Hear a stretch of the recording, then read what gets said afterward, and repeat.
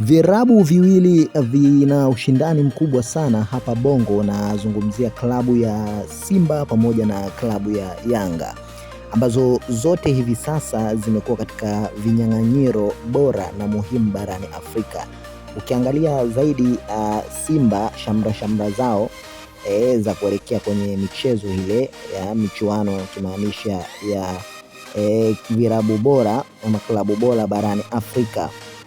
Simba imejiandaa vilivyo na tunaona namna ambavyo wanatumia mbinu mbalimbali. Walimu pamoja na msemaji Ahmed Ally amekuwa akisisitiza mashabiki kuendelea kuisapoti timu ya Simba kwa makubwa ambayo wamekuwa wakiyafanya siku zote, na lengo kubwa la Simba ni kuweza kufikia hatamu iliyokuwa bora na yenye nguvu zaidi.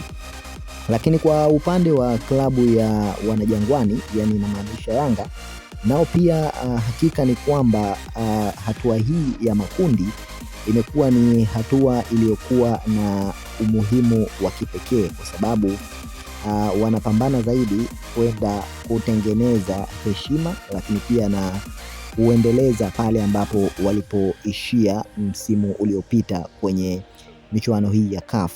Kwa sababu msimu uliopita tuliweza kuona klabu ya Yanga ilivyokuwa ikipambana na kujitutumua mpaka kufikia sehemu kubwa za robo finali, ingawa haikufanikiwa kuvuka mpaka finali, lakini ni hatua kubwa sana kwa kilabu cha soka kama Yanga kinachotokea Afrika Mashariki, lakini pia Tanzania kuwakilishwa kiujumla na timu ya Yanga kwenye michuano ya CAF iliyopita. Ilikuwa ni hatua ya msingi sana. Safari hii Yanga wanachotaka si tena kuishia pale ama kushuka zaidi ya pale.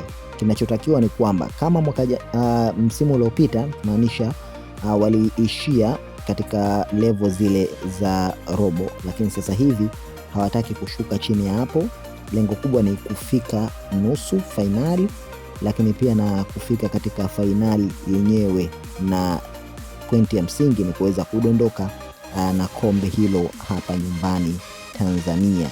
Sasa kila mmoja amekuwa mbabe kwa mwenzake. Simba na Yanga, kila mtu amekuwa akionyesha nguvu pamoja na ushawishi mkubwa, lakini pia akieleza namna ambavyo amejipanga kuhakikisha kwamba heshima inalindwa. Sasa unafikiri nani ni zaidi ya mwenzake, ama nani ataleta kombe hili?